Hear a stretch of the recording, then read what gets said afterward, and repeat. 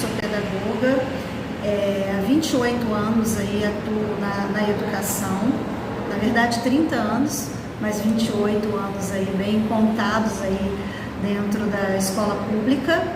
Na escola privada eu tenho apenas, vou fazer 4 anos na escola privada, né? Mas sempre atuando aí frente à orientação pedagógica, orientação educacional. E eu penso que essa questão da formação, ela vai muito além, né?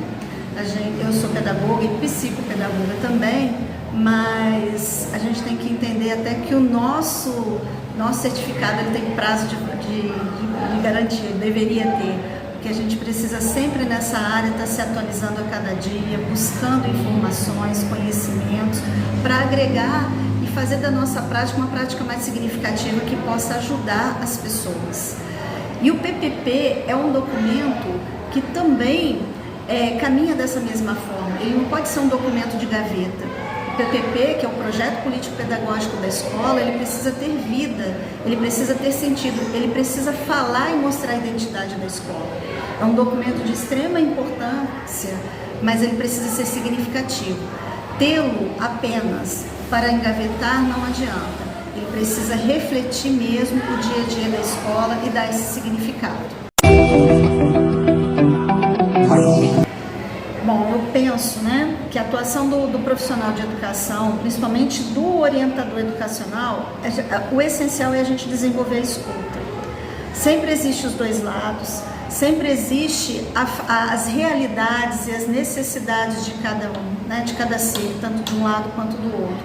E a gente desenvolvendo essa escuta, a gente consegue fazer uma intervenção mais justa e mais humana. Porque, na verdade, a gente não tem que tomar partido, mas a gente tem que levá-los à reflexão, o porquê de tal conflito. Mediar conflito é extremamente delicado, mas ao mesmo tempo é importante que se faça isso. Hoje, vivemos numa sociedade em que a intolerância, a falta de empatia, a falta de amor ao próximo é muito grande. Então, se isso não parte lá da família e a gente na escola não dá essa continuidade para humanizar esses momentos de relações, fica complicado. Então eu penso que o orientador educacional ele tem assim, em suas mãos a chave para essa mudança, partindo do propósito de que a escuta ela faz a diferença nesse momento, nessas intervenções.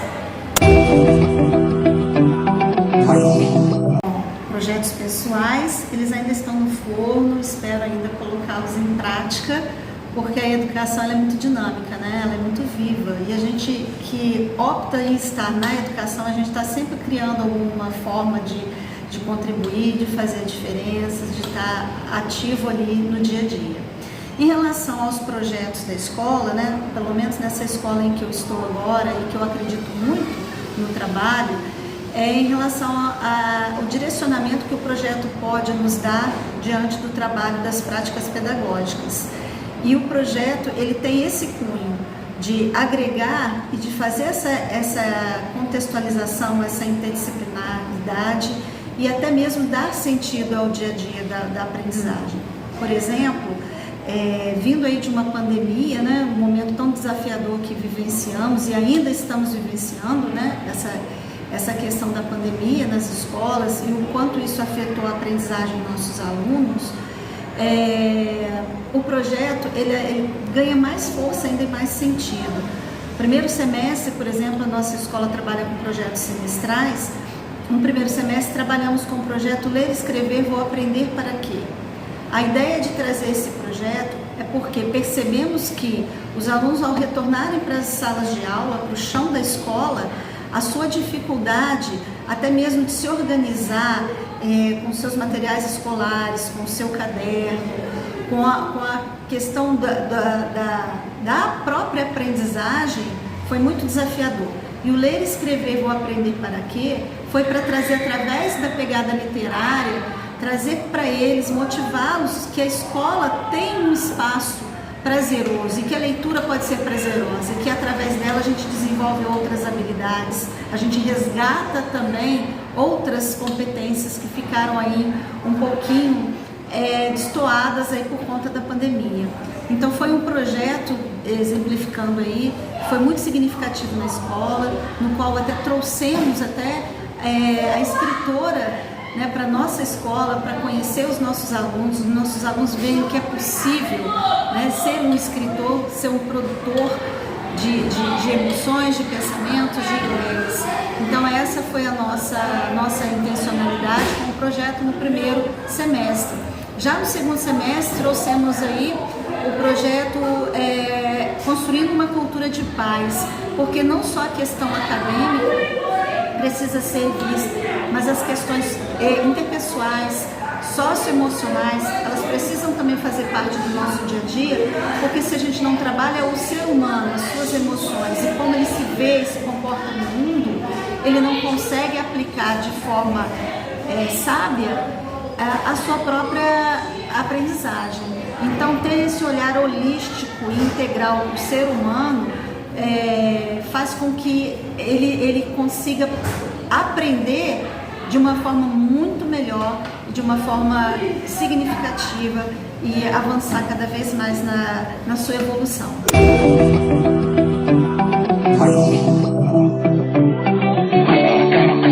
Então, isso vai um pouquinho de encontro até a pergunta anterior, né? Que é a questão mesmo a expectativa é fazer da educação um caminho que possibilite o ser humano a crescer, a evoluir, a transcender, não só no seu aspecto cognitivo, intelectual, acadêmico, mas também na sua questão nas relações interpessoais, de como ele se vê no mundo e como ele se coloca no mundo para o outro. Isso é de extrema importância, né?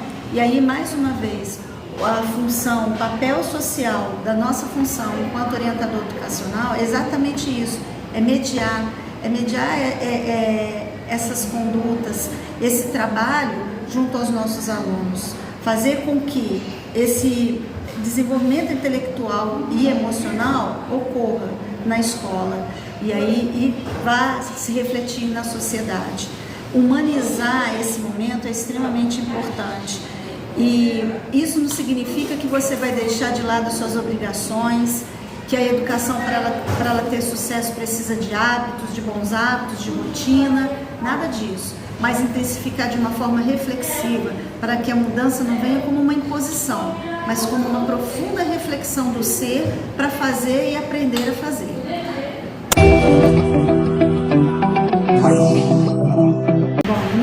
Que nós, enquanto orientadores educacionais, estamos aqui para julgar ou definir quem é certo ou quem é errado, né? Mas estamos aqui para propor uma reflexão de todos os dois lados, porque sempre uma história tem os seus dois lados, as suas necessidades, e fazer com que essas partes consigam refletir e ver que aquilo que eu fiz, a minha ação, ela foi genuína, ela foi boa, ela é prejudicial.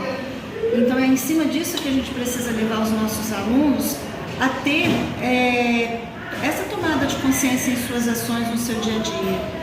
Então não cabe aqui eu ouvir só um lado da história, cabe aqui eu ouvir as histórias, os dois lados e acolher com muito carinho, com muito respeito. E a partir de então fazer intervenções que possibilite essa reflexão e transformação do ser.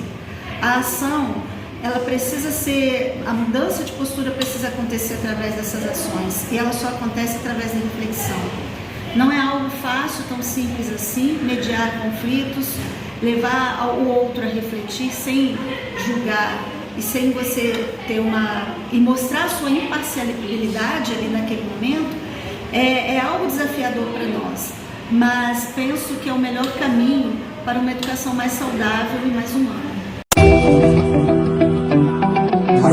Dando ainda essa continuidade em relação às escutas que devemos fazer, o outro lado também, que são as questões das famílias, principalmente aí, vindo dessa pandemia, né, que ainda estamos vivenciando, essa escuta e trazer a família para dentro da escola é de extrema importância.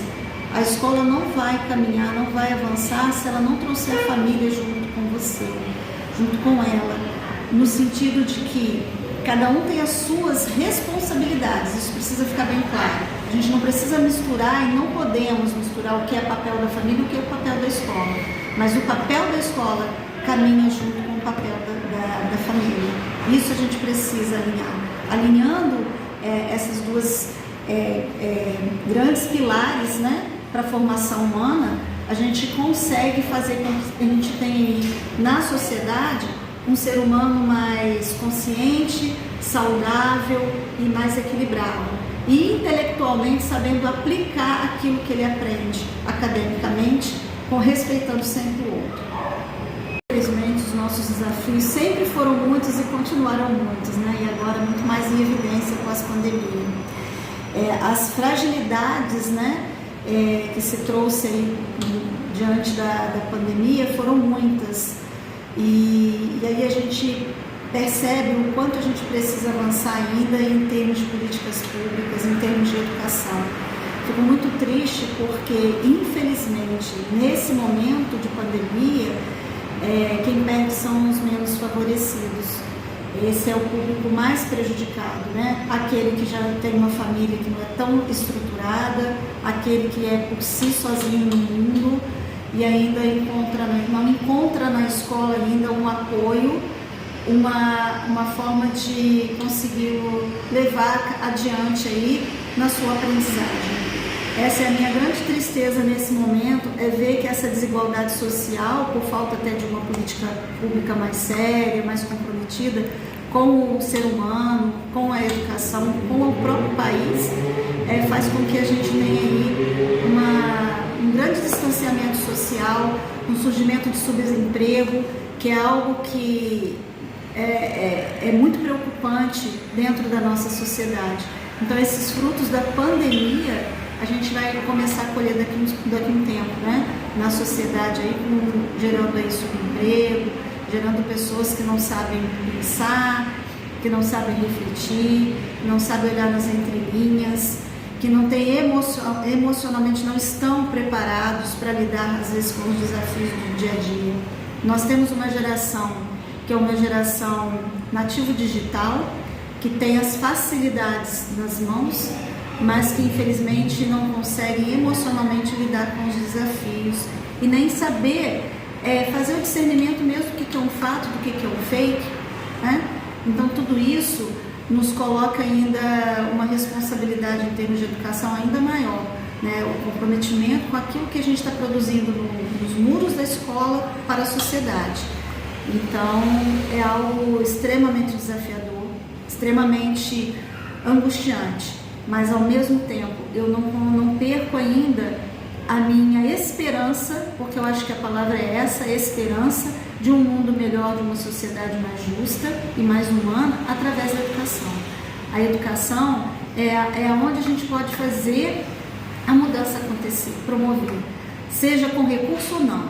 Se você é comprometido com aquilo que você faz, se a educação ela está dentro de si, você vai saber o momento que você tem que lutar pelos seus direitos enquanto profissional, mas ao mesmo tempo você sabe o momento de você lutar para que essa criança, esse jovem tenha uma oportunidade diferenciada lá fora.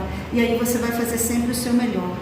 Essa é a minha esperança, de que a gente consiga colocar cada vez mais profissionais comprometidos também dentro da educação, para que juntos possamos aí pensar em estratégias, pensar em práticas significativas para fazer mudança, para fazer a virada de chave.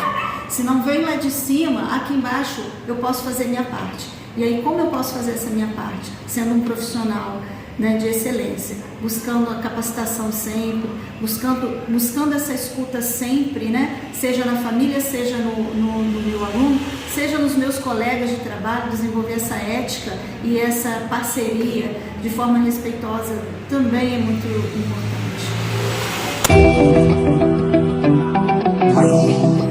Penso que o bullying é algo delicado de se lidar, né? Pois ele é um pano de fundo de muitas outras questões emocionais reprimidas, sofridas por quem pratica não é só o bullying, é algo que faltou naquele ser humano quando ele pratica aquela ação ruim com o outro, é porque faltou para ele também. Faltou rotina, faltou limites, por isso ele acha que a atitude dele é comum, é banal e pode ser feita com qualquer um a qualquer momento. Então o bullying é complicado porque ele precisa ser combatido desde a base familiar, né? Na formação do caráter desse ser humano. E aí a escola enfrenta muito esses desafios, porque a gente ainda não conseguiu ainda um caminho de se aproximar dessa família e de caminhar juntos com a mesma linguagem para que esse jovem não ache espaço para alguém concordar com ele com essas ações ruins. E é isso que eu penso em relação ao bullying, que a gente precisa combater sim, tá? Não é normal ofender, não é normal ser ofendido, não temos que aceitar esse tipo de postura, mas também não temos que fazer. Se colocar no lugar do outro desde cedo é uma base que a gente precisa trabalhar com esses seres humanos, com essas crianças, para que elas possam crescer sempre fazendo essa relação, né? O que eu não quero para mim, eu também não vou desejar para o outro. O que eu não quero que falem de mim, eu não vou falar do outro, né? Esse exercício, ele precisa acontecer. E a gente sabe, a gente sente essa falta lá no seio familiar que não tem acontecido, e aí às vezes cai no nosso colo, né? Como se a gente tivesse a obrigação de combater o bullying sozinho. Não. O bullying ele só vai ser combatido se mudar essa formação, esse olhar da família frente aos seus filhos, da sociedade frente ao cidadão e a escola frente ao seu aluno. Então são peças que se encaixam e precisam se unir para combater, para que a gente tenha aí mais respeito aí para todos.